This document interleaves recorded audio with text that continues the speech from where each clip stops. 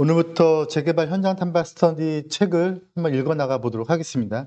이 책은 두콘TV의 김종하 본부장께서 쓴 책인데 현장에 가실 때 지침서가 되기 위해서 어떤 것들을 봐야 될지, 물론 모든 부동산이 그렇듯 현장이 제일 중요하죠. 당연히 현장이 제일 중요하고요. 그 현장에 가기 전에 어떤 걸 좀 봐야 될지에 대해서 좀 자세하게 알려주는 책이에요.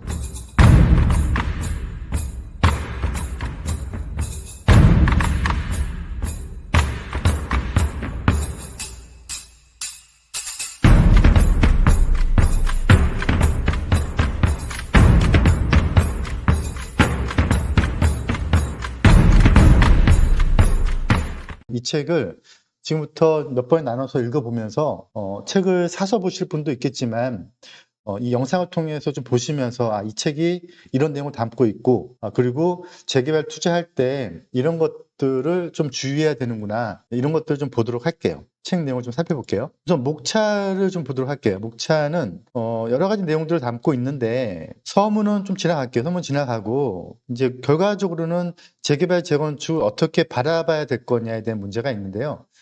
목차의 구성에서는 앞으로 재개발 시장이 어떻게 갈 것인지에 대해서 그 이유, 그리고 그 방향, 어느 쪽을 중점적으로 봐야 되는지 관련된 기사도 좀 보면서, 그리고 그 기사들의 숨은 내막들을 읽어나가는 형태를 취하고 있어요. 그리고 제가 제일 중요시 여기는 것 중에 하나인데 제일 중요한 게 잘 사는 것도 중요한데 잘 사기 위해서는 사고 예방이 중요하거든요. 그래서 살 때 사고 예방을 하기 위해서 어떤 확인서를 써야 되는지 제가 몸담고 있는 재개발 연구의 수업을 통해서 이 정비사업 내 매도인 설명고지 확인서에 대해서 좀 자세하게 다루고 있어요. 이 책의 영상을 계속 다루면서 아마 계속해서 제가 설명해 드리게 될 거예요. 어떻게 해야 이 재개발 재건축 계약서 작성할 때 사고 예방을 하고 쓸 수 있을지에 대해서 이 정비사업 구역 내 매도인 설명고지 확인서, 이 양식을 통해서 좀 주의해야 될 것도 좀 짚어보게 될 거예요. 그리고 중요하죠. 이게 재개발 재건축은 각자의 메커니즘이 약간 다르거든요. 신통기획, 모아타운, 역세권 재개발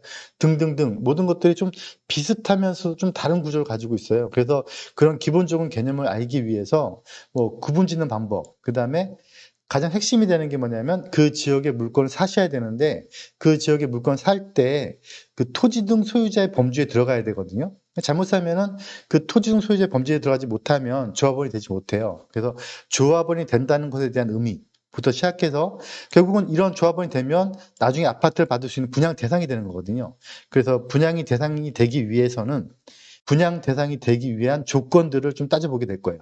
그러면서 주택이냐, 무허가냐, 권리가액이냐, 이런 것들을 쭉 다루게 될 거예요. 이 책의 내용에 이런 것들이 담겨져 있는데 제가 이 영상을 통해서 이 책에 어떤 내용이 담겨져 있는지 설명을 좀 드려보도록 할게요. 그리고 말이 많죠. 그냥 물건만 잘 사면 되는 것 같은데 그게 끝나는 게 아니죠. 조합 설립 인가가 났는지 구역 지정이 됐는지에 따라서 다물권자 규정, 그다음에 또 다물권 세대란 무엇인지, 그리고 5년 재당청 금지 규정이 무엇인지, 그리고 이제 투기 과외지구 얘긴데요. 분양 신청 제한한 사례도 있거든요. 이런 것들에 따라서 어떤 경우에 물딱지가 되고 어떤 경우에 금딱지가 되는지 이런 것들을 보게 될 거예요. 이런 내용 중에 제일 예민한 게 이 권리 산정 기준일에 대한 얘기거든요.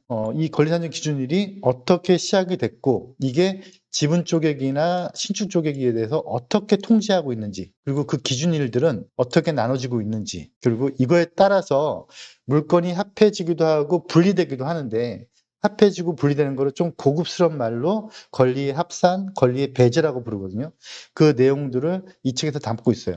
오늘은 목차만 설명드리는 시간이고 차차 이 책에 담겨진 내용을 하나하나 같이 읽어가면서 지분 쪼개기가 어떤 것들이 있고 신축 쪼개기가 어떤 게 되고 안 되고 그 통제 수단이 어떻게 법률로 규정이 되어 있고, 그래서 조합원이 되기 위해서 합산이 되는 거, 배제가 되는 거, 이런 것들을 하나하나씩 배우고요. 그 다음에 법령은 계속 바뀌잖아요. 법령은 계속해서 바뀌는데 그 바뀐 내용이 옛날 법인지 새 법인지를 그 기준이 어떻게 되는지도 배우게 될 거예요. 결국은 이런 게 현장의 얘기들과 오가야 되는데 제가 항상 드리는 말씀이지만 현장은 무작정 간다고 답이 보이진 않죠. 이런 모든 내용들이 되고 나면 그런 다음에 현장을 갈 때 현장에 대해서 그 현장만의 이야기들, 현장에 어떤 스토리가 담겨져 있는지를 봐야겠죠. 그래서 현장 탐방에 대한 스토리들을 우리 회원들하고 같이 다니면서 있었던 내용들을 담았는데요. 책이 계속해서 업그레이드가 되면서 이제 현장도 많이 바뀌게 될 건데 지금 첫 번째 책에서는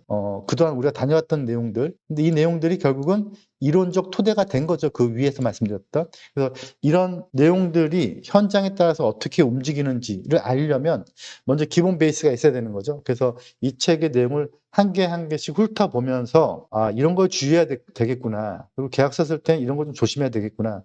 현장을 분석할 때는 이렇게 분석하는구나.